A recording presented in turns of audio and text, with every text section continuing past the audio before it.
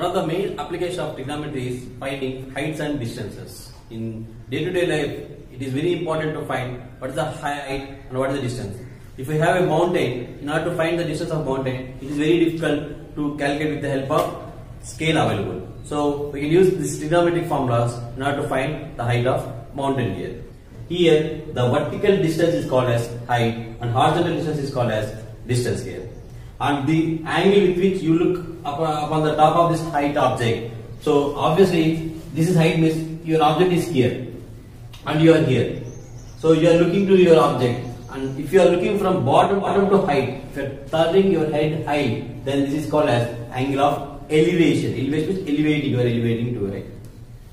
But if you are standing on top of something and if you are looking something down, then this is called angle of depression. If you are looking down, it is depression. So D for depression, down.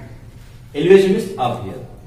So normally this vertical line is called a height here. This slant height, this is called slant height. This is called as hypotenuse normally. So usually most 90% of the problems will you have question of finding this height and distance here. Okay? And obviously they will tell you one thing. They move away from tower. Away from tower he is moving like this, in this direction. If he is moving towards tower, it means he is moving like this. So like this you have to understand the question. So there will be questions something like this. If a person is standing here, he looks some object at angle some theta and he moves towards tower. So he is coming here. Okay, then he sees this. Now if you apply your logical sense here, okay, so if some person is looking here and seeing this object here, if we come forward towards tower, whether the angle of elevation get increase or decrease. See, you are seeing some object here.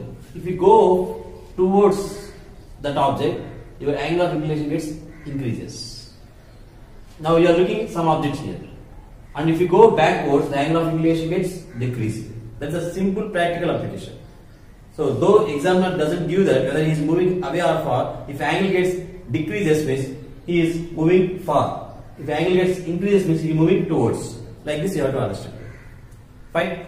But I'll solve this heights and distance formula with the concept of ratios here. We know all trigonometric values are ratios. Ratios means it can take any multiple here. If one value is known, we can find out remaining values here. So irrespective of the question, if theta is 45 degrees here, so see what is the value of tan 45? 1. So here opposite is what? Opposite is what? Adjacent is what? If 1 and 1 value is here, it is root 2 here. 1 square plus 1 square. So here 1, 1. So the ratio between distance, height and hypotenuse is 1:2, 1:2, 2. So if I say that if a man is standing in a tower whose height is 40 meters and is looking at 45 degrees, we know that this, if whenever we have 45 degrees, this ratio is same. So if here, if I have given 1:1, 1:2, but if 1 is becoming 40 here, so everything will become 40 here. This is the logic here. I mean to say, this is 40, this is 40, this is 40 root 2. These are fixed values. This is all ratios. Ratios is nothing but minimum values. And exact values will be known with the help of factor. So in order to find a factor, they will give one value at least. Fine. See, always remember, whenever we have a problem on heights and distance, at least they have give you one of this value, any one heights or distance, or this one. Any three. In these three, any one thing he has to give, and one angle he has to give definitely. Without angle and one side, we cannot do this. If angle is known, draw this picture ratios. Now here, if 30 is, do you have to remember this formulas? No. Try to take, if there is 30 degree, try to write what is tan 30? 1 by root 3. Write it like this. 1 by root 3 means, what is the hypotenuse? 1 square plus root 3 whole square. It becomes 1 plus 3, it becomes square root of 4, becomes 2 here. Okay, so root 3 is to 1:2.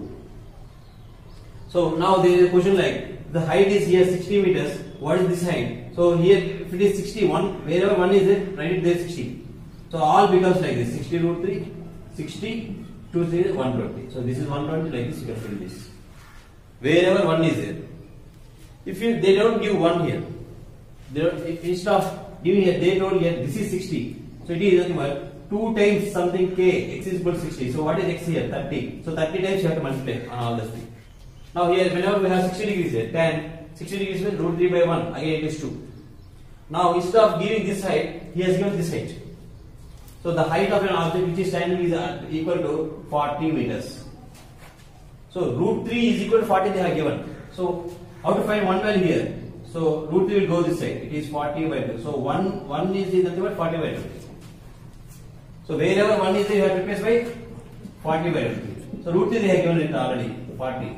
Here 2 into 1 has to be replaced by 40 by root 3. It becomes 80 by root 3. Got it?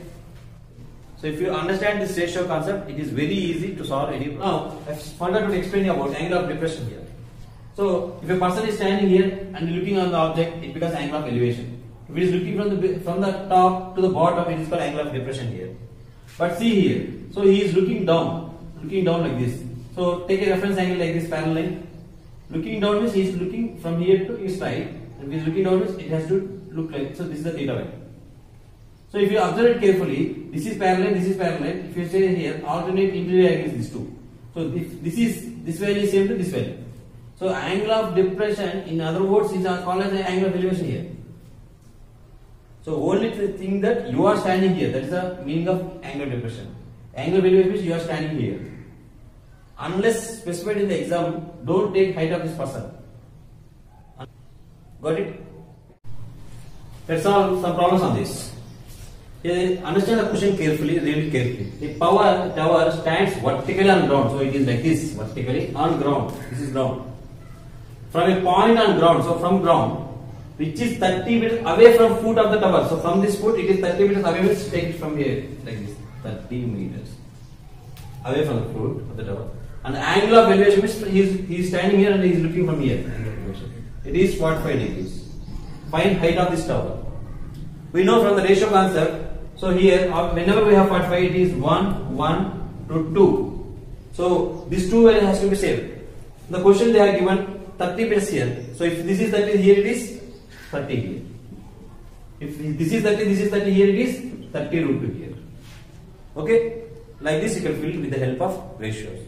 Now, there is one more question. The length of shadow of the tower. Shadow means like this. The shadow will fall here. If light is falling here, if you are standing here, there is similarly here, there is something like this. Here, this is a light object and you have shadow here. And this height h and this is same, both are same. When both are same, what is the altitude here? Whenever this is divided by this, both are same. It is obviously it is 45 degrees. Right? Like this you have to understand. If this height is root 3 times of this side, it is 60 degrees. Okay? That depends upon the question. Right? Now, let's see application of this whatever ratio concept we have seen on different problems in heights and distance here. The concept is very simple, but the questions will be varying and they try to confuse you with a lot of content here. For example, here, if you see, there is a tower whose height is h here.